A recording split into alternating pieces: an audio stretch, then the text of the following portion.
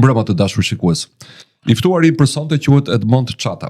Ai është doktor në shkenca politike, drejtori i Institutit për Studime për Erësimin e Lartë, por ka edhe një pseudonim me 3 gërma nistore, pra me shkurtesë GMK. Do ta fillojmë nga GMK-ja për të folur më pas me zotin Çata për ato që ai mendon për situatën politike në Shqipëri, si e shikon ai me syrin e një analistit dhe një akademiku të shkencave politike, duke e prekur realitetin shqiptar me dorë. Zoti Çata, mirëmbrëma. Faleminderit për ftesën. Dhe mirë se vgjej. Pse në celularin tim emri jot është Mondi GMK Çata? Çfarë është GMK-ja? Mark makinash? Si e kemi atë shprehjen, më mirë syri se sa nami. Në këtë rast GMK-ja është nami, syri jam unë, po GMK-ja është nami. GMK në fakt është akronim i grupimit për mbrojtjen për kombinatin. Shiko, unë jam kthyer në Shqipëri në 2009. Nga? Amerika. Kam ndetur 10 vjet aty, kam dhënë si 4 universitete. Më thënë, Universitetin e Nebraska, Lincolnit, të Omahas, në Lincoln. Kam në Nebraska, pastaj kam dhënë në Universitetin e Cincinnati-t. Edhe në Northern Kentucky University. Atë kam goxha experienced. E kam parë atë sistem edhe si student, po edhe si pedagog, se kam qenë pedagog i plot. Dhe të më kishtën njeri që ti do kthehesh në Shqipëri, por nuk do të njithesh dhe nuk do mund të kontribuosh për kaq vite studimi, punë apo njohuri që ke akumuluar. Po do bësh njohur për tërmetin. Do bësh çfarë për tërmetin? Për tërmetin. I njohur, aha. Do kisha qeshur. Sepse tërmeti është një gjë që nuk është e garantuar që do të bjeri. Mirë po puna erdhi që ndonse unë mund të kem shkruar për arsimin e lartë mbi 50 artikuj, duke patur parasysh modelin amerikan, si funksionon sistemi në Amerikë, si funksionojnë universitetet. Dhe unë kam shkruar për këtë që në 1999, domethënë sapo vajta më bëri përshtypje. Dhe jam investuar, si thua, në arenën publike vetëm për këtë. Mund të kem ftuar të flas për gjëra të tjera, por kam refuzuar sepse kam thënë, shiko, nuk mund të bësh gjithologun për gjitha.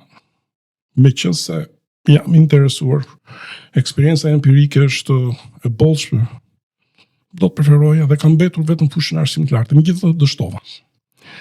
Pastaj çfarë ndodhi Ratërmeti dhe ndodhja i ndryshimi im, si tush nga profesori shkencave politike që ti e studion nga larg shoqërinë, u detyrova të përvishja të mëngët edhe të fusja duar, si thoshte profesori, duart në balt, në luc, në laç për t'i parë gjërat tamam në realitet, sepse faktikisht tërmeti ishte një moment që të paktën kombinat ku jetojnë ekspozoi shumë probleme fushësime.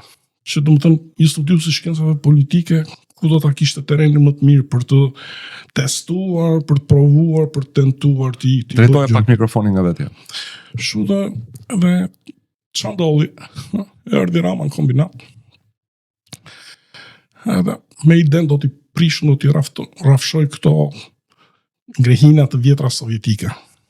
Edhe unë e kam njojtur Ramën edhe përpara se të ndodhte 2019, e kam njojtur që kur ishte ministër e kulturës. Unë kam punuar në Ministritë e Jashtme në rastin, ka lënë domethënë të kem përpara se t'i kem në Amerikë. Dhe kur erdhi me iden do bëj kombinartin. Atëherë, domethënë një njeri i anashkaluar për vite të tjera. Ule pak volumin e regjia. Nga qoftë nga qeveria e Berishës, qoftë nga Nano, po edhe nga Rama, një njeri i pa angazhuar kurkund, vjen një moment që të kërcënohet ajo që është shtëpia. Kur ti vjen të thua do vashëm shtëpinë se unë kam pushtetin, unë kam autoritetin, duhet bëhet kështu, çfarë mbetet më pas kësaj? Pra nuk është më gjëja për kontributin në sferë publike, bëhet gjëja për mbijetesën tënde. Kështu që u detyrova të përballem që në fillim. Por mendova që këtë përballje mund ta bëja më të dobishme, më të mirë duke angazhuar dhe banorët. Ishte një mision pothuajse i pamundur. Domethënë sistemi i vlerave dhe besimeve i njeriu të ri që ka ndërtuar Enver Hoxha vazhdon të jetojë ende dhe sot, edhe pse kemi 30 vjet që kemi ndryshuar sistemin. Po pse e vëm fajin Enver Hoxhës për të gjitha? Brezi më aktiv sot, brezi kur burri arrin kulmin, që është 35 vjeç, është i lindur pas komunizmit.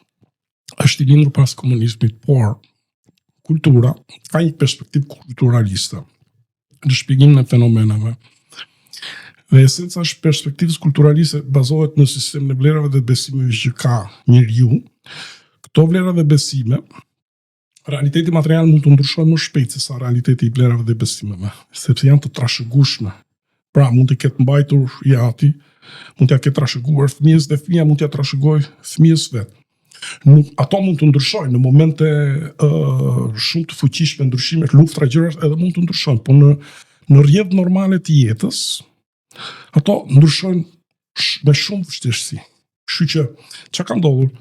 Ata që ti i quan sot 30-35 vjeçar pas viteve 90, në të vërtet janë bartës të një seti vlerash që i kanë reflektuar Po brezi i prindërve përmbysi komunizmin. Pse eksakt? Pse brezi i fëmijëve pra, nuk e ka të nerv. Ai problematik që pati njeriu i ri që tentoi Enver Hoxha të ngrej, unë reflektua dhe tek brezat e mëvonshëm, dhe pavarësisht faktit që ne kemi pasur mjaft emigracion jashtë.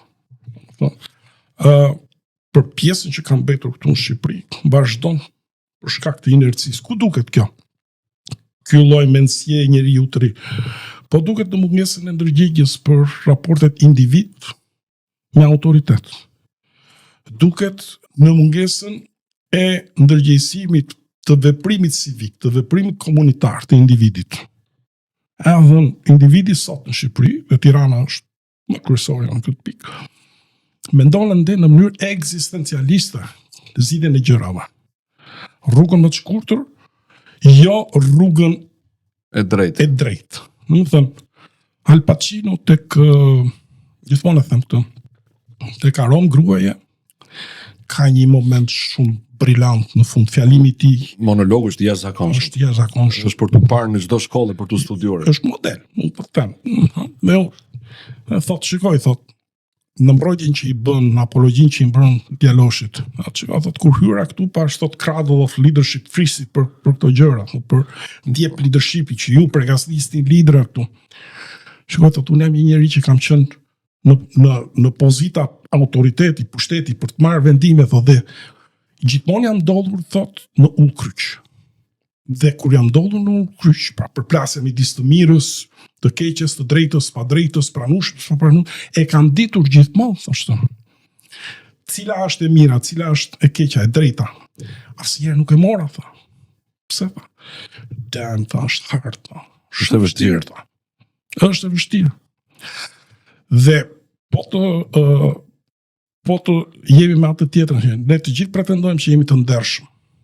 Po ndershmëria nuk matet me pretendimin tonë, publik apo privat. Ndershmëria, sa i ndershëm je ti, është gjë që përcaktohet aty në atë momenti ku ti gjendesh përballë pikërisht me këtë lloj dualizmi. Dhe ti aty pa të parë njëri, pa të imponuar njëri, me vullnetin të lirë vendos cilën rrugë do të ndjekësh. Dhe në këtë kuptim, individi shqiptar në Shqipëri ka shumë probleme me këtë lloj momenti, i rritur pa një model frymëzues. Pra që të frymëzohet nga idealja, nga më mirë, jo se do të jetë e mundshme për të realizuar, por ama ti kur ulliqesh nga idealja dhe e teston këtë ideale me realitetin, gjithmonë mesatarja që do të ndodhi është gjithmonë më e lartë, nuk do kjo. Individi jonë është një individ eksistencialist. Publiku akoma se ka marrë vesh pse ti quhesh mondi GMK. Për çata. Tani unë hyra në marrëdhënie me banorët e kombinatit, me gjithë këtë. Unë nuk është se nuk e dija.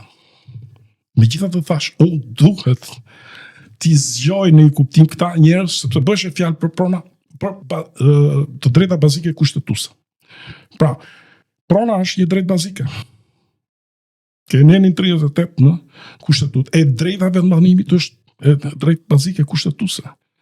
Kur ti ke qeverin ose qeveritarin e radhës, që kishte emrin Edi Rama, që të vjen dhe të thotë qikose, do t'jem unë ai që do të caktoj çfarë do bëj me pronën tënde, do t'jem unë ai që do të caktoj ku do të jetosh ti, dhe merr vendime pa konsultuar me ty. Atëherë, kjo lloj praktike është shumë afër mundësisë komuniste. Sipas mundësisë komuniste, domethënë është elita komuniste ajo që e di të mirën e njerëzve, dhe njerëzit nuk kanë nevojë fare ta sfidojnë këtë. Jo vetëm komuniste, po sa shtyllojmë rrugës. Unë po e lidh me komunistë. Shyshe, unë nuk është se nuk u dija se ku po futesh. Por edhe kurreshtja për të ditur këta njerëz tani që u vu në rrezik pronë atyre do të reagonin. Dhe mund të them që një grup fare i vogël u bë. Dhe më kam pyetur dhe herë tjerë, çfarë është GMK-ja? Grupim për mbrojtjen e kombinatit. Kur ti thua grupim për mbrojtjen e kombinatit, është ekuivalente sikur të pyesësh, ore ç'është kjo partia? Një parti e caktuar, dakor? Dhe në perceptimin ose në njohurinë e njerëzve, një parti janë një grup njerëzish që kanë një seli, kanë ca të ardhura, kanë një program e të tjera. Unë kam vuajtur një herë për ca kohë dhënien përgjigje çfarë është grupim për kombinatin, sepse po ka dy lloj përgjigje. Një është përgjigje reale, i nisur nga realiteti material e brendshëm, e tjetra është një përgjigje konstruktiviste, ideale. Por këtu ka ardhur në dim një pasazh shumë i fuqishëm tek Gladiator. E motra i vllai kishte si u kthye nga fushata dhe pati konflikt me senatin, sepse ai donte ti zhdukta. Dhe pasi debati që pati në sheshin e senatit, tërhiqet dhe i shkon e motra nga mbrapa, politikane mjaft e mire, motra i tha bjerë se do ta bëjnë mundin ma, dhe si kalojnë në një kthin aty, i thot ky bë çan kokën ta, unë dua ti zhduk. Thot po bëhet fjalë për Romën. I thot ky po pse çfarë është Roma? Dhe Lucilla, motra ndeti pak. Edhe tha, Rome is an idea. Roma është një ide. Ide. Po kjo është i përgjigje shumë fuqishme, sepse tregon raportin midis materiales dhe ideales. Pra, materialja që mund jetë një ndërtesë, a një diçka, sot është nesër s'është. Dhe mund ta pushtosh, dhe mund ta vrasësh, dhe mund ta zhdukush. Ideen nuk është zhduktat. Ideja mund të jetë e transferueshme nga brez në brez, është abstrakte, është eterike, dhe ky është problemi më i madh që ndodh për shkak që në historinë botërore gjithmonë është thënë nga një herë që unë nuk e bëj këtë se dua të krijoj një hero. Heroi është më i rrezikshëm se heroi jeton në ndikimin e tij shumë i fuqishëm. Kështu që si shkencëtar politik kam gjetur shumë intriguese në njëra anë perspektivën realiste, të niset nga fakte, dhe në një anën tjetër perspektivën konstruktiviste, nisja efekti i ideve, çfarë ide ndikimi kanë idet në riformatimin e jo vetëm jetës materiale, po dhe marrëdhënies njerëzore. Pra kalove siç të vet nga katedra akademike të duart në Lucë, në Llaç, në Bajt. Të them njerëzve, edhe ç'është GMK-ja. GMK mos kërkoni që të jetë një grup njerëzish që dalin aty dhe thonë unë jam GMK. Ja. GMK-ja është nga dishmëria këtyre njerëzve që pa u antarësuar, se kjo është një organizat jo formal, jo zyrtar, është formal. Pa u antarësuar, pa patur një detyrim financiar, ose pa thënë që unë jam pjesë e kësaj, me veprimet që bën, reflektuan të njëjtën mënyrë qasje të menduarit dhe të vepruarit përballë të keqes që u shfaq në këtë moment. Pra, çfarë ishte kjo? Nëse unë vendosa të përballem me Edi Ramën dhe Rion Belia në gjykat, 20 të tjerë ju bashkuan idesime dhe nuk ishte gjë e vogël kjo. Po pa di kolektive? Jo, individuale. Sepse kjo ka përcjell qëndrimin e turmës. Turma ishte si spektatorë, çfarë do bëjnë këta. Në mungesë pra të angazhimit të tyre, refuzimit për të qenë pjesë, refuzimit për të qenë qytetar, ata ulen në poltronin e kinemas dhe prisin tani të shifnin si do përfundonte filmi që luhesha. Në këtë kuptim, ju kam thënë, grupimi për mbrojtjen e kombinatit nuk është një organizatë tipike, është një ide se si mund një individ apo si pjesë e një grupi të riformatoj marrëdhëniet individ-shoqëri, individ-autoritet. Qoftë nga pikpamja e artikulimit të problemeve dhe pjesëmarrjes në politika, formulimin dhe marrjen e vendimeve, po qoftë edhe në riformatimin nga pikpamja e kërkesës llogari. Ti je votues, si je votu? Që nëse flitet ose ke dëgjuar ndonjëherë të flitet për llogari, dhëni ky është momenti që ti mund t'i kërkosh llogari liderit radhës. Për më tepër, ky lider nuk është i rënë nga qielli. Ka marrë votën tënde. Kështu që kjo është përgjigjja ime për GMK dhe ka mbetur tani GMK. Shumë vetë din që ajo faqe që unë drejtoj është për me dhe shpesh herë e thon mondi. Dhe ka mbetur, unë të dua nuk e ndryshoj dot. Është një betejë e fituar apo një betejë e humbur apo një betejë që zgjat? Ky nuk është e përmbyllur, por fakti që nga 22 padi që u ngritet 18 fituan në shkallën e parë, janë në apel, por unë nuk besoj se do të ndodhi ndonjë gjë e ndryshme. Por fitoria më e madhe që them ndodhi në aspektin psikologjik. Pra, njerëzit, unë i kam takuar para pallatit, në rrugë, në kombinat, në grup, në mënyrë individuale. Dhe mendësia e tyre ishte nuk fitohet kundër shtetit. Pse nuk u bën bashk këta 22 vetë që bën padi? Pse nuk bën padi kolektive? Shiko, në Shtetet e Bashkuara të Amerikës, sistemi gjyqësor ka një element. Më thënë, ti duhet ta dish, ka shumë për shumë padi që janë ngritur kompanive class action, padi kolektive. Class action. Dhe fillimisht u mendua kjo. Por avokatët që unë kam konsultuar, ta nuk është e mund. Nuk e lejon ligji shqiptar. Nuk ka hapësirë për këtë. Por nga ana tjetër them më mirë që u bë, sepse kur ti pranon të investosh paratë tua në emër të mbrojtjes së një të drejte. Që mirë, po thënë padi kolektive me paratë tua do ta bësh. Individuale. Por ka ramifikacione po të mëdha. Pra, është një drejtë për të tjerët. Është një gjë që tregon, do të thonë që shiko, nuk është vetëm bardh e zi, do të thënë ka dhe individ aty që po mund të ngrihen, mjafton të gjenë si thua magnetin e tyre ose zërin e tyre, zërin që mund t'i koordinojë, mund të ngrihen dhe këtë gjata e bën. Dhe në këtë kuptim, ky është një nga fitoret e kësaj, po të më pyesi. Po fitoria tjetër është impakti psikologjik mbi turmën tjetër. Që në fillim ata thoshin nuk mund të fitosh kundër shtetit. Thosh që mendësia, do të thënë shteti totalitar, ndosë ti ke ndryshuar shtetin që është shtet demokratik, ata prapë mendojnë që shteti është i fuqishëm. Shteti është vërtet i fuqishëm sepse është përshkon për të jetës tona, por ti nuk mund ngatrosh shtetin me qeverinë. Shteti dhe qeveria janë dy nocione të ndryshme. Shteti është një ngrehim që konoton kalimin nga një shoqëri natyrore e hopsit, ku peshku i madh ha peshkun e vogël, në një shoqëri të civilizuar, ku marrëdhëniet mes individit, mes dy peshqve, nuk i rregullon më fuqia, por i rregullon ligji. Kështu që ajo që ndodh është ky shtet jeton për te jetës së një individi, ka institucionet e veta, qeveria dhe modeli qeverisë janë një prej si thua mekanizmave që i japin jetë shtetit. Në këtë kuptim, individi më shumë se sa shteti si burokraci hyn ose impaktohet në mënyrë të përditshme nga ajo që qeveria bën apo nuk bën.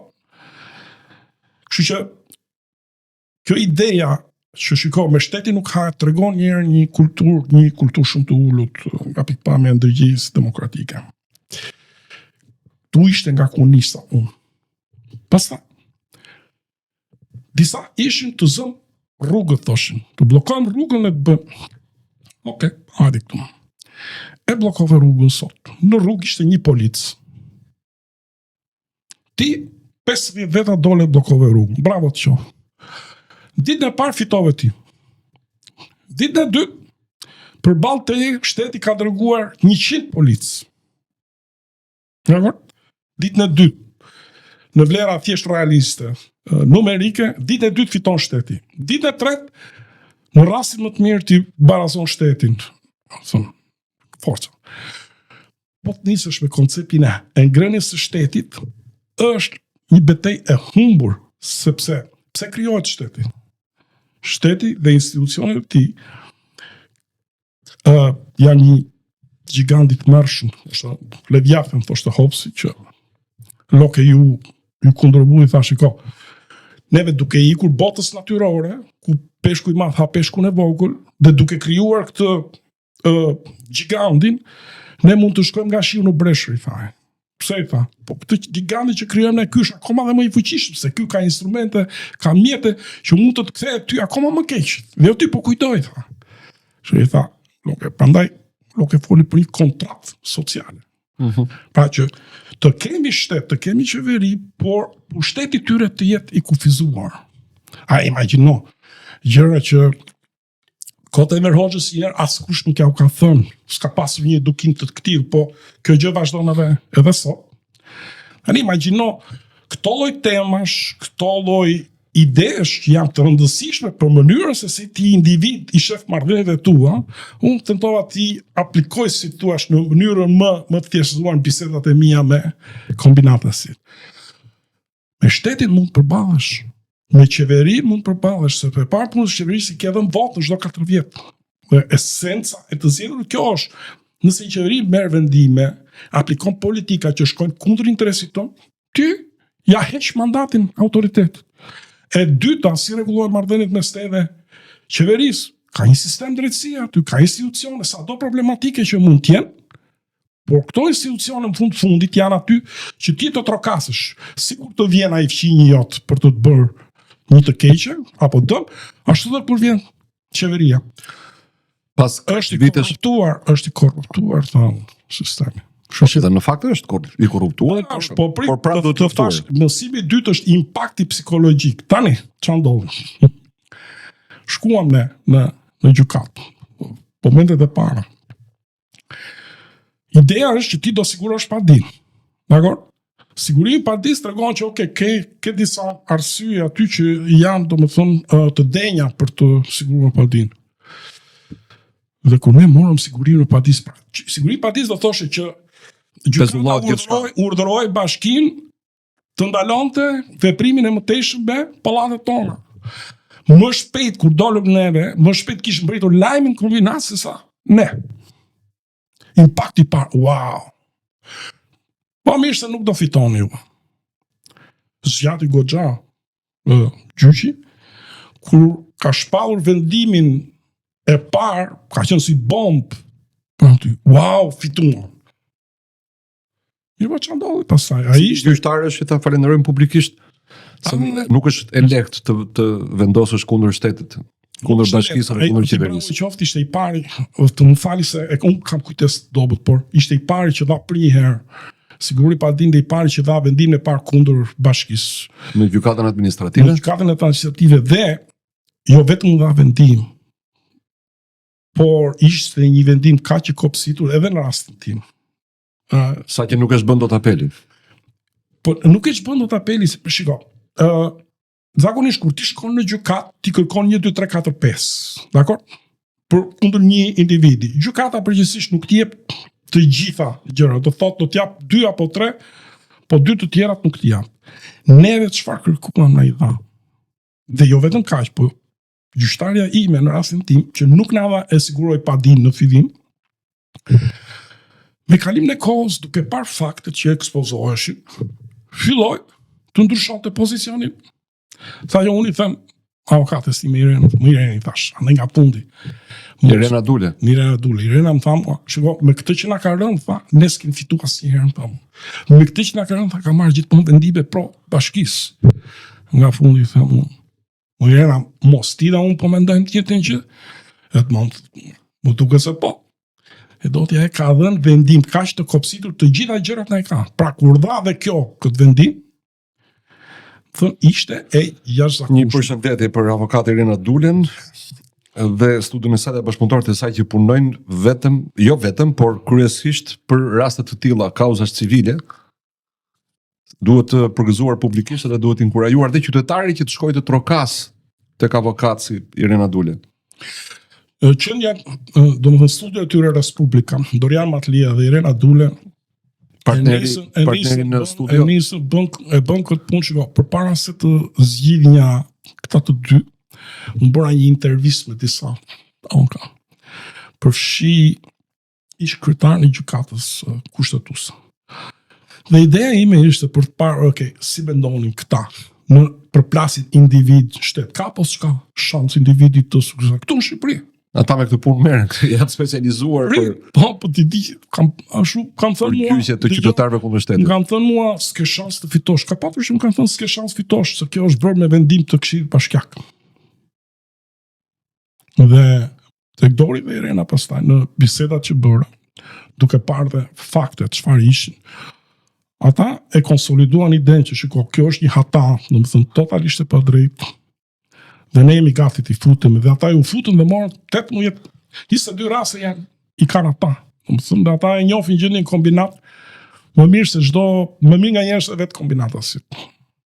Kështu që ata kanë dhënë kontributin e tyre dhe unë falenderoj që edhe teatri kombëtar mund mos ishte shembur në 17 maj 2020-s, nëse do të ishin dëgjuar këshillat e Irena Dules edhe Dorian Matlis.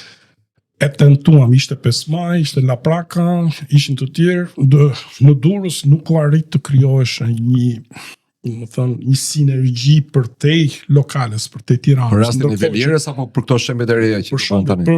Për tërmetin. Për 2019, po. Pra, nuk u arrit të krijohesh, pikërisht për shkak të mungesës së mundësisë së bashkëpunimit. Që të kalohesh nga një nivel lokal i problemit, ky problem për shkak të impaktit që kishte dhe të elementeve me cilët kishte të bënte, pra element bazik kushtetues të rezonante për te Tiranës. Nuk arrit.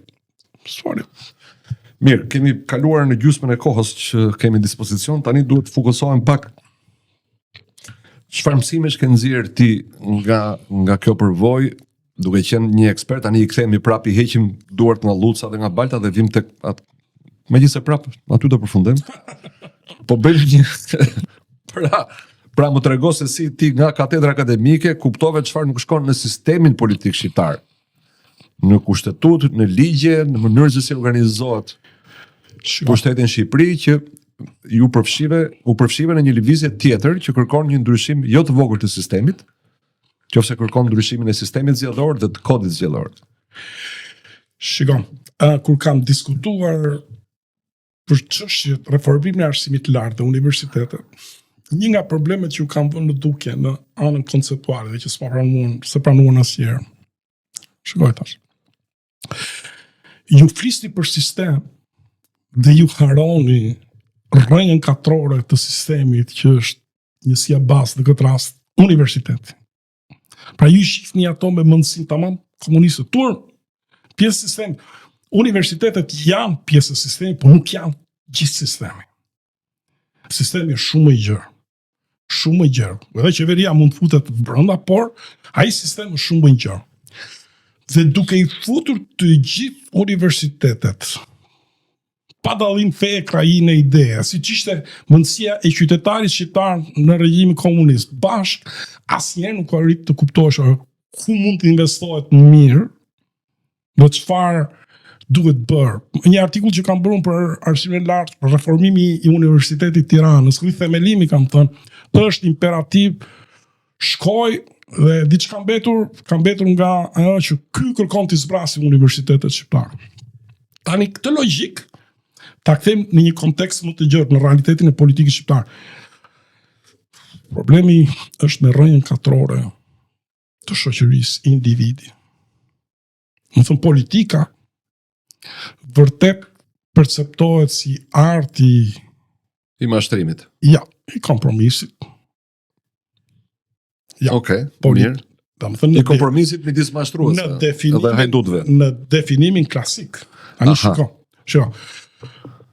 Kur më ka rënë rasti e ky është i problem që kemi ne, të jap mësim në Shqipëri, për aq sa më ka rënë. Kam tentuar t'i pajisë së pari studentët me një model konceptual në kokë, ideal. në mënyrë që kur të zbresin në terenin e fakteve, as të mos humbasin në morinë e fakteve, po as të mos shndrohen në thjesht në numërus të patave i thonë në gjuhën shkencore. Kjo është gjë e rëndom që ndodh, por të bësh sens të tyre, nëse janë të mirë apo të këqij, pra është një dallim cilësor, dhe për çdo anë të këtij dallimi cilësor, qoftë të mirë, qoftë sa të mirë apo sa të këqij janë. Si e bën ti këtë?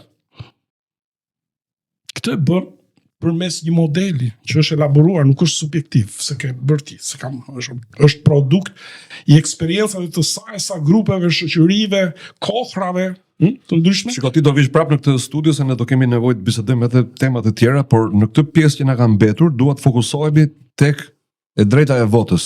Pse ti dhe shokët tu mendoni që duhet ndryshuar kodi zgjedhor? Si duhet ndryshuar? Pse duhet ndryshuar sistemi zgjedhor? Dhe çe mirë do na vi nga kjo? Atëherë, këto ditë është bërë një tentativë dhe po i bëhet mjaft i honë tentativës ose si thua nismës së Ermal Hasimes për të bërë bashkë partitë politike opozitare. Ka një dallim shumë të madh mes kësaj nisme dhe idesë së veprimit qytetar për të ndryshuar ose për të kapërcyer këtë ngërç. Ermal Hasimi niset nga ideja që mjafton një djalë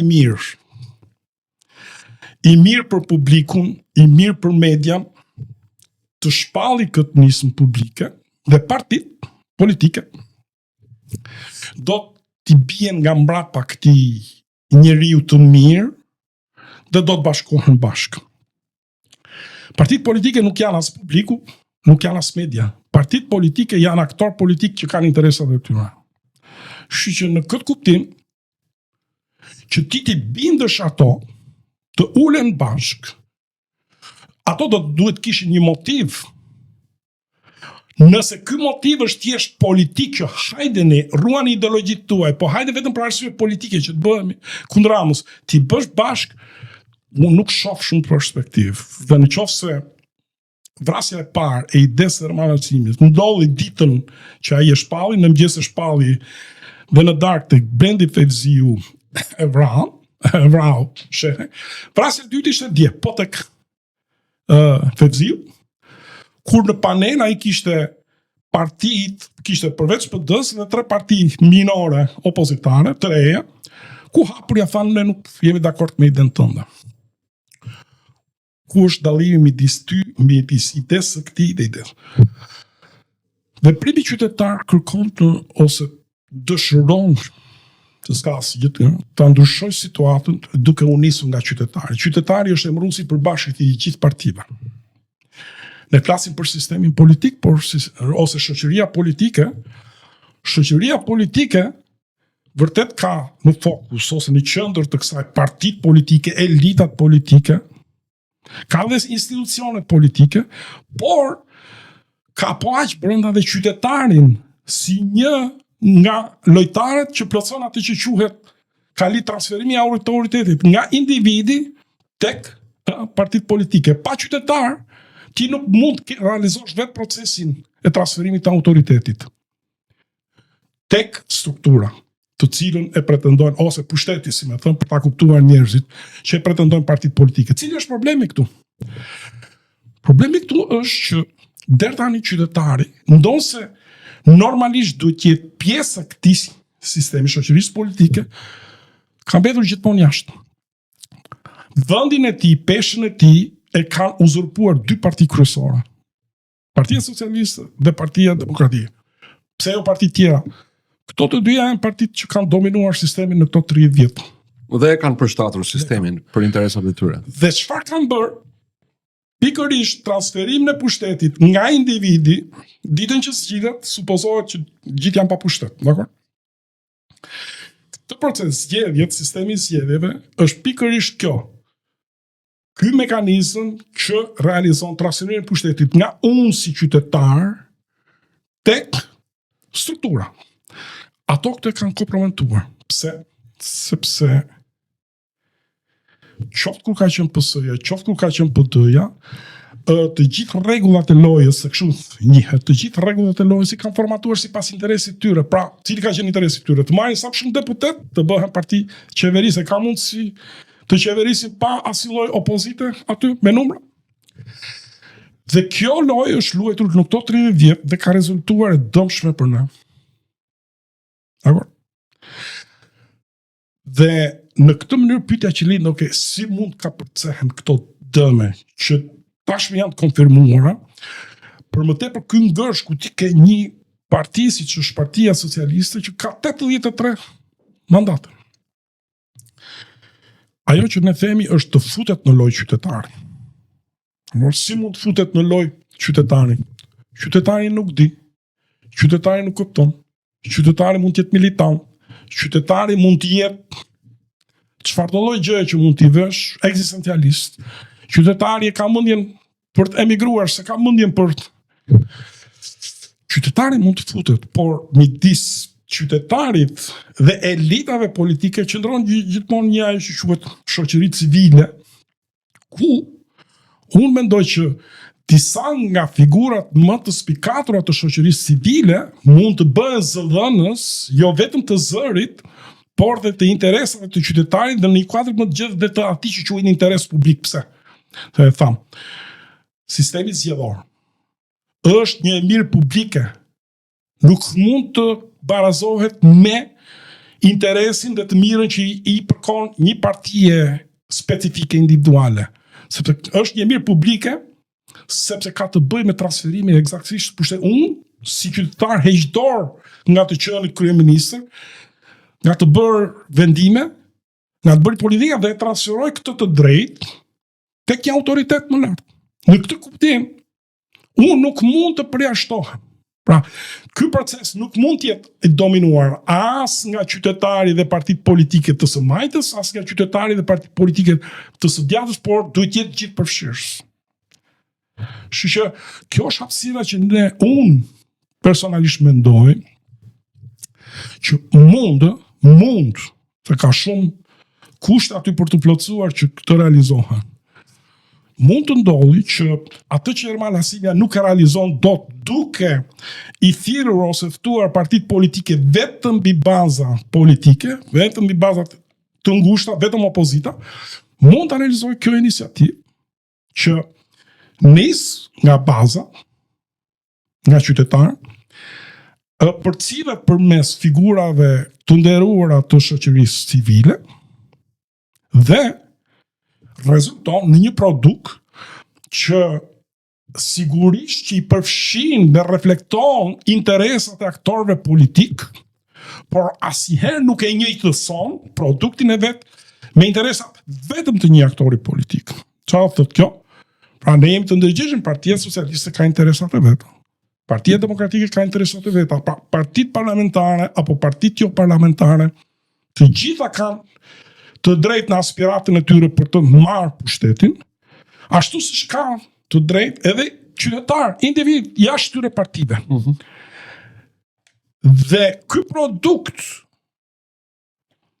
që ka të bëjë me sistemin zgjedhor, i kësaj nisme, i veprimit qytetar, pra i merr parasysh të gjitha këto interesa, po përpiqet të gjejë atë që thot Aristoteli, të mesmen, që tani futi pak duart në lutsa dhe në llaç. Patjetër. Si e bëjmë që zëri i qytetarit të mbërri lart, si e bëjmë dot që këto dy parti që e kanë dominuar si shteti, dhe jam dakord me ty, dominuar, por edhe manipuluar sistemin në favor të tyre në këto të paktën në 30 vjet, nga 95 a këtej, si e bëjmë që të mos e bëjmë më? Pra, që ne si qytetarët kemi gjithmonë fjalën e fundit. Good question. Kjo është pyetje që në momentin që unë kam artikuluar, pyetje stabil,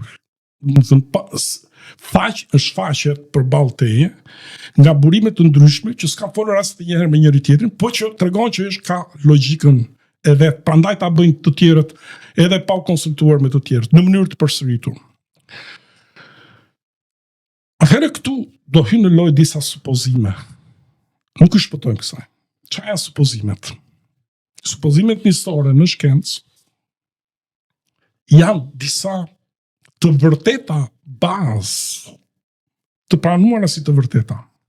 Nëse dikush del dhe hell poshtë një supozim njësor, ka kryer atë që Thomas Kuhn e quante revolucion shkencor.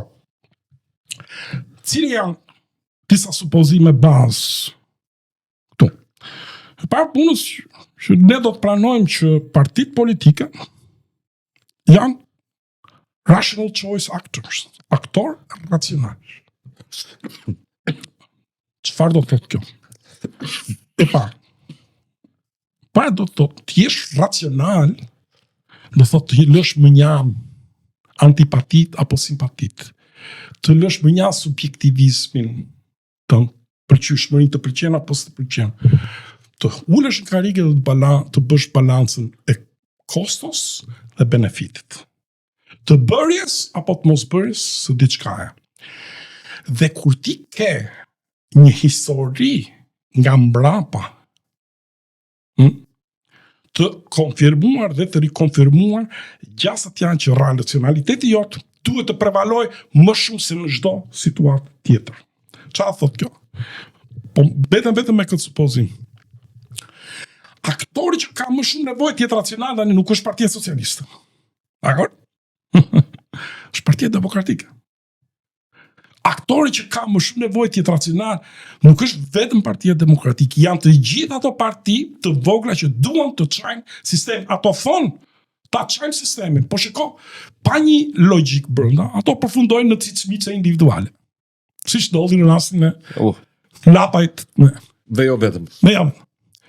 Atëherë, Partia Demokratike do të pyesi vetë, unë dëshiroj të vim pushtet, dhe është normale. Ose një aktor, qoftë dhe qytetar thjesht, dua të futen brenda sistemit, si e realizoj këtu? E realizoj duke luajtur të njëjtën lojë? Ka 30 vjet që kodi dhe sistemi zgjedhor formatohen nga dy partitë kryesore në më të shumtën e kohës i ka rënë kokë PD-s, dakor? Atëherë, nëse ti do që rezultati i lojës të ndryshoj, ti i pari që duhet të ndryshosh diçka. Çfarë është?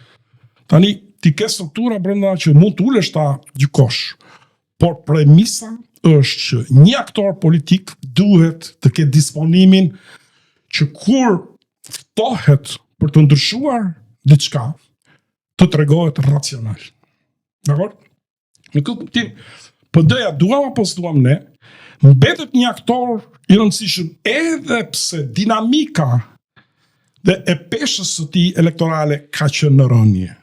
Dhe mund të vazhdoj prapë në rënje. Sigurisht, nëse PD-ja vazhdon të luajë të njëjtën lojë dhe mbetet irracionale, vazhdon të mbetet irracionale. Tani, ky është supozimi i parë, që aktorët janë racional. Supozimi i dytë është aktorët jo gjithmonë sillen në bazë të ideales, në bazë të sëmijës në asaj që duan. Shpesh veprimi i tyre kushtëzohet nga ndërhyrja e faktorëve të tjerë që imponojnë, që mund të jenë rrethana fizike, faktor njerëzor, rrethana natyrore. Dhe në këtë rast, pyetja do të ishte, kjo reflekton nga pyetja, ju vërtet thoni hajde të ndryshon sistemin zgjedhor kondicional. Po pse do donte PS-ja ta bënte këtë? Edhe PD-ja, gjithashtu. Se ka dhënë shenja që nuk do që ta ndryshoj. Andaj nuk duam. Unë thash PD-ja ka më shumë arsye për të qenë e disponishme. Idealisht, po. Dakor? Dikush duhet ja thotë këto. A dikush duhet ulet dhe thotë për te dritave, tryezave dhe llogjeve kavajes që bëni në për tryeza, realiteti ky është. Doni apo nuk doni? Po mund të ulesha me Berishën dhe t'ja thosha, i pëlqen si pëlqen Berishës. Kaq. Por çështja e rëndësishme është, sot në këto momente mbetet vullneti, si thua, i PS-s. Pse do donte PS-ja të bëjë pjesë e kësaj iniciative? Dhe siç e thash, Këtu hynë në lojë disa gjëra tjera.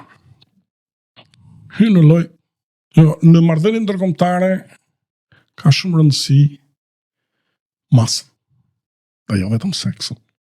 Marrëdhënie kombëtare. Sa më i madh t'jesh si shtet, si shoqëri, sa më shumë resurse ti të kesh në dispozicion për të materializuar fjalën në vepra, aq më i lartë, më i madh është ndikimi yt. Shqipëria është shteti tipik që për shkak të kapaciteteve realisht që bën për të projektuar fuqi. Sot që po flasim ne, Trumpi deklaroi që unë po i afrohem Iranit dhe kam vënë në dispozicion një armat që është shumë herë më e madhe se ajo që unë përdora në Venezuelë. Ndërkohë, këtij kërcënimi që quhet, i ka paraprir me një akt real. Vajti e mori Maduron, vrau 200 vetë që mbronin Maduron aty, 0 Amerikan të vrarë, dhe tregoi që ne jemi të aftë të bëjmë atë që duam. Nëse vendosim ta bëjmë atë që duam. Pra, kërcënimi që vjen nga një fuqi si Shtetet e Bashkuara të Amerikës është efektiv. E njëjta logjik zbret dhe në nivelin lokal. Ne nuk jetojmë në një botë të insuluar, që Partia Socialiste ka rrëmbyer parlamentin 83 dhe nuk ndjen asnjë lloj far presion. A mund të më thuash pse brel Rama poshtë e lartë nëpër botë? Natyrisht për qefin e vet edhe brel.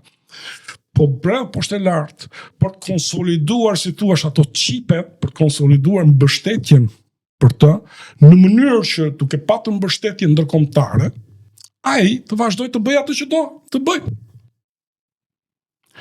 Në këto kushte, po të mos ishte për ndërkombëtarët, Edi Rama as do t'ja vinte për fare, sepse ai bravo i qoftë, u tregua do biç më i madh se gjithë tjerët më përpara. Spaku me aksionin që bëri në Aksh na tregoi se si i mblidhte votat Rama. 10 minuta kohë për të futur duart në lluc për të më treguar çfarë do të ndryshosh në sistemin zgjedhor, në kodin zgjedhor, pse do që ta ndryshosh dhe si. E kam këtë të keqe. E di pse, sepse kam i pari kur futem në të bëj një gjë, o e bëj ose përpara. Dakor, po ke pak ndikime akademike. Patjetër. Shiko. E pranoj kritikën. Sa do të mund të shmangët të më falin. Ja, do të mbaj unë brenda binarëve. Atëherë, pra, në terma praktik është kjo. Për te supozime, unë fola për supozime, janë edhe disa, po mos më basin kohë. Atëherë, në terma praktik, që ta kuptojnë e tjerët, është krijimi i 2 fronteve. Pra që kjo gjë që ky produkt të shitet, do duhet të krijohen 2 fronte. Unë kam shitur fronti i brendshëm dhe fronti i jashtëm. Esenca frontit brendshëm është që ky produkt, pra çfarë do lloj kodi zgjedhor apo çfarë do lloj ndryshimesh në sistem apo ligji zgjedhor që do të ofrohej, do duhesh e shitur së pari tek partitë politike. Mbi bazën e racionales. Dakor?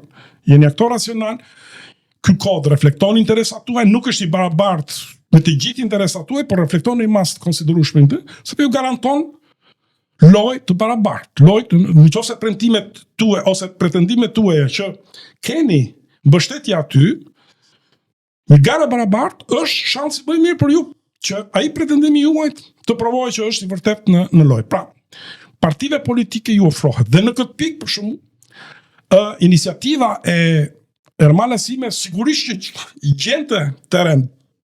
Por ne kemi një këndvështrim më të gjarë. E dyta, me media.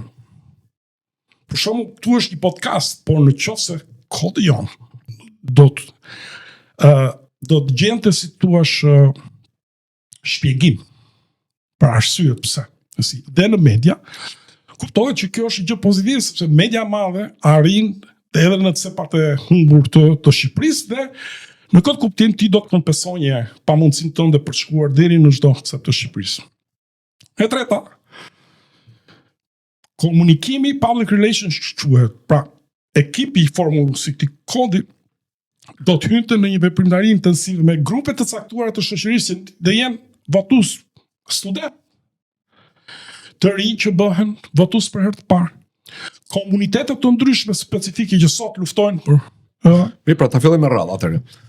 Me që pranove kritikën, pranove radhën e pyetjeve. Dhe ky është fronti i brendshëm. Pra presioni i brendshëm.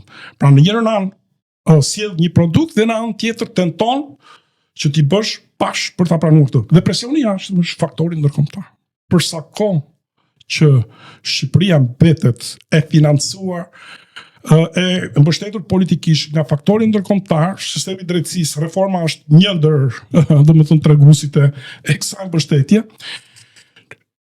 Marrëdhënie publike intensive me këtë faktor ndërkombëtar do të kontribuonin që dy partitë kryesore të mund të angazhoheshin ose të tregonin vëmendje ndaj këtij produkti, ndaj këtij propozimi. Atëherë, kemi një sistem zgjedhor proporcional, rajonal me 12 qarqe, me lista pjesërisht të hapura, ku 1/3 nuk është e hapur se e bën kryetari i partisë dhe është e mbyllur. Pastaj ka edhe ca probleme të tjera të kodit, por rrim njëherë te sistemi. Sipas teje, çfarë nuk shkon në sistem? Dy gjëra që mund të themi nga përvoja më e fundit është domethënë fitimi i një mandati me një numër të ndryshëm votash. Pra, një deputet i PS ka dalë me 3.000 vota, ndërsa një deputet i Partisë së Lapajt ju desh 60.000 vota dhe nxorën vetëm një deputet. Dhe kjo komprometon nocionin e përfaqësueshmërisë. Dakor. Ashtu. Ky është njëri nga problemet tjetër. Dhe njëra nga problemet. Dhe e dyta është problemi i alternativave. Ti nuk ka rënë, më thënë, sistemi detyron partitë politike të sillen në band vagon, kur i thonë. Pra, unë ja u thash edhe në takimin që u bë me zotin Berisha. Partitë e vogla politike gjithmonë kanë qenë si ato cironkat e vogla që janë sjell rreth balenës së madhe, po asnjëherë nuk dolën të gjuanin vetë. Kështu që këto janë element që i ka shpesh politika, po edhe instrumentat përkatësi kanë detyruar. Kështu që ajo që unë mendoj që mund të filloj, to janë detaje, por duhet mbajtur gjithmonë parasysh që kjo nisëm, kjo ide, mos mbetet një ide, mos jetë një produkt i bukur, thjesht i bukur, po që të ketë shanse të do vim më vonë tek mënyra e realizimit. Pra, më the që vota nuk është e barabartë. Dikujt i duhen 60.000 vota, dikujt i duhen 3.000 vota. Më the që partitë e vogla nuk kanë shanse, po duhet të lepihen dy partive të mëdha.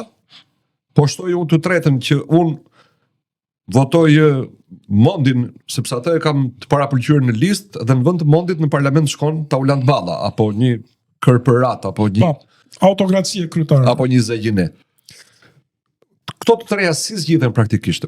Idealisht e ke ti në dorë pushtetin. Je ti sovrani, do ta bësh ti, si e bën ti? Këtë doja të thosha në momentin që ndërpram. Ne do të marrim parasysh midis ideales dhe të mundshmes. Aristoteli zgjedh të mundshmen. Platoni zgjedh idealen. Aristoteli rrim te Platoni në momentin. Më thuaj si do ishte ideal sistemi zgjedhor. E parë punës do marrim parasysh çfarë përfaqëson sistemi aktual, të cilat janë mundësitë tona. Ne jemi edhe 5 minuta koke, po i humbet me akademizëm. Ne jemi outsider. Pra ne nuk legjimiteti për të bërë ndryshimet i takon dy partive kryesore, PD dhe PS. E dim këtë. Sistemi elektoral, domethënë, sistemi zgjedhor që kemi është një i përfshirë në kushtetues. Nuk ndodh tek ne ka ndodhur. Kështu janë disa kufizime që këtu ne si ekip do t'i marrim parasysh. Pra, brenda kornizës që nuk kërkon ndryshime të kushtetutës, do të mendohet për të bërë të gjitha ndryshimet e mundshme. Thua si, konkretisht. Po ja përndalë rajonale që e ke qefti për shumë. Po, është në kushtetut. Po e ndryshove të ndrysh në kushtetut. Jo, Po. Shiko. E ke në kushtetut. Të garantoj për këtë gjë. Atëherë ka sepse kushtetuta thot zonat zgjedhore caktohen sipas njërës nga ndarjet territoriale. Ndarjet territoriale janë 61 bashki e pa aplikueshme për deputetët, sepse ke bashki me 2.000 banor dhe ke bashki me 850.000 banor. Qarqet janë ajo që zbatohet. Rrethet e kanë humbur kuptimin me kohë, po do ishte më keq po të ishte mbi bazë rrethi se kemi 37 rrethe. Profesor Kume, po ta dëgjonte tani që diskutojmë këtë pikë, jam i sigurt nuk do ta mbante vendin, do thoshte, po ke mundësi ta ndajmë Shqipërinë në 4 qarqe. Ne mund ta ndajmë dhe në 4 dhe në 2 dhe në 3. Po kjo kërkon ndërhyrje kushtetutë, sepse më thej që duam zgjidhje pa kushtetutë. Një ndarje e tillë në funksion të integrimit të Shqipërisë në Europë është bërë në 4 qarqe. Ku? Në çfarë është bërë? Në cilin ligj? Ekziston një ligj për po s'është ndarje territoriale. Kushtetuta thot shprehimisht njëra nga ndarjet territoriale administrative. Kto janë? Atëherë, kjo është vërtet, më thënë, çfarë elementësh do të preken? Është vërtet i çështje sensitive. Dhe është një teknikalitet që ne e kemi diskutuar dhe jo vetëm kaq, nuk është puna vetëm se si, por në procesin e zgjidhjes mund të kesh përplasje, njëri propozon një variant, tjetri një variant dhe do jetë betejë tjetër për të integruar dy variantë që mund të jenë të kundër, për shembull numrin e deputetëve, dikush mund të jetë për ta bërë 200, ashtu si kundër, dikush mund të jetë për ta mbajtur, për ta bërë 100, dakor? Si do të mund, pra, të dyja supozohet që janë zgjidhje në raport me status quo-n, por mund të jenë diametralisht të kundërta. Kështu që kjo është një gjë që mbetet për të zgjidhur brenda grupit ton dhe në këtë pikë pra do ketë debat dhe do ketë një kompromis për një formulë. Dhe cili është i pari i këtij ekipi? I pari këtij e profesionalizmit tyre. Njerëz. Mirë, më le të administrojmë unë kohën tani se jemi në fund. Pra, për mënyrën se si duhet ndryshojë sistemi zgjedhor, do të ketë debate publike, do të arrihet një formulë. E zëm se u arrit, e gjetët kompromise dhe kemi një sistem zgjedhor më të mirë se sa ky për të propozuar. Si e çojmë tek propozimi kur kodi zgjedhor do 84 vota. Që opozita nuk i ka, kushtetuta do 94 vota, që jo nuk i ka. Një ide është përbes një grumbullimit të 20.000 votave. Pra, firmave. Dhe unë jam i vëmendshëm ndaj unë jam i vëmendshëm ndaj sqarim publikut, qofse 20.000 vet firmosin një projekt ligj, do diçohet parlamentit për kuvendi që detyruar ta marrë në qyrtim. Unë jam sensitiv ndaj idesë që shiko, ti i mbledh 20.000 vota, ata e marrin e fusin poshtë dhe nuk e shqyrtojnë. Po duhet të rrethosh parlamentit pastaj. Atëherë do të ketë edhe traseat politike, do të thënë qoftë komunikimi direkt veç me partit, por edhe së bashku. Dhe mendojnë në këtë moment edhe faktori ndërkombëtar mund të kontribuojë. Në thuash, po 300 faktori ndërkombëtar. Nuk kemi çfarë bëjmë. E kemi aktor. Kur thua faktori ndërkombëtar, nuk kupton BE. Shiko, OSBE-ja e ka pasur për detyrë situar. OSBE-ja është një organizatë ndërkombëtare që mbetet gjithmonë në vullnetin e shteteve që e përbëjnë atë dhe përgjithsisht nuk ka tendencën të tregohet shumë kritike. Prandaj po thra. Ashtu. Kështu që OSBE-ja, po e di unë. OSBE-ja në Shqipëri, çuditërisht, në këto zgjedhjet e fundit, ta ka treguar që di të impostohet dhe në mënyrë kritike. Ajo nuk mund të imponohet qeverisë shqiptare. Ti je i sigurt që gjëja shpresa më e vdekur pa lindur akoma është mendosh që OSBE-ja do i imponohet Edi Ramos. Nuk ka për të ndodhur. Jo, po të doj ka fuqi, po nuk ka ndërmend ta bëj. Më beso mua nuk e bën. OSBE-ja nuk e bën as bës, OSBE-ja nuk e bën as BE-ja. Eksakt. I ka me vetë Rama, po them potencialin e kanë. Janë aleat me Rama. Si përdorin potencialin këta një faktor me impakt në drejtimin që ne duam. Do duhet i bëjmë bashkë. Pra kur OSBE të shofi që BE-ja apo Shtetet e Bashkuara të Amerikës apo shtete individuale si Gjermania, Franca, Italia e të tjerë shofin një vlerë në produktin ton dhe shofin një vlerë që ky produkt jetë një alternativ ekstra ndaj gjithë praktikës së deritanishme, kjo mund të bëjë që PS-ja të ndryshojë qëndrim. Dhe PD-ja të ndryshojë qëndrim. Jemi në fund. Më vjen keq që do lëmi takim tjetër, po do të kronometroj përgjigjet. që të jemi eficient. Po vëm një bazë bashk. Unë mendoj që nëse do të ketë ndryshime në sistemin zgjedhor, në kushtetut, qofse do të ndalohet ai projekti ogurzi për parlamentin me 2 dhoma, për senat dhe për president zgjedhje nga populli, që do ta bënte Ramën de facto mbret në Shqipëri, do të ndodh vetëm nëse faktorët ndërkombëtar, po dhe 2 partitë mëdha do të shohin rrezikun e një partie të tretë që prish bipartizanizmin, ndarjen në 2 pole, bipolaritetin e politikës. Atëherë, Po nuk par frikën e një partie të re, nuk do të rriqem. Ajo që dua të them unë është kjo. Thuaja Iniciativa që ne po marrim nuk është në thelbin e vet një lëvizje e motivuar nga ideja që unë të kandidoj nesër. Ja. Është e motivuar vetëm motivi vetëm. Pra pak kësaj iniciative është interesi qytetar, që të ketë një garë të barabartë, që pushteti kur merret të merret në mënyrë genuine, pra jo me vota të vjedhura, të manipuluara ose me kalkulime, dhe që të realizojë një përfaqësueshmëri, pra procesi zgjedhor sa më afër reales. Pra mos kemi humbje votash dhe njerëzit të shohin në parlament, në qeverisje ato që duan. Dakor? Kështu që në këtë kuptim dhe kjo mund të kërkojë edhe ndryshim në kushtetutës, por sovrani jemi ne. Mund të ndryshojë edhe kushtetuta nëse ne bëjmë presionin e duhur. Step dhe jemi të vendosur sa duhet. Step by step. Hap pas hapi. Kjo punë sapo ka filluar. Në rregull. Simbolika ime është sapo kemi ndezur, i kemi vënë flakën çakmakut. Kaq kjo që ka ndodhur me takimin që u bë pak ditë më përpara. Okej, na thoni kur është dita që të vim të hedhim një druta i zjarrit. Faleminderit Edmond Çata për bisedën. Faleminderit dhe juve që na ndoqën. Shpresoj që të ketë qenë me interes edhe për ju. Ju lot takim javën e ardhshme. Mirupafshim.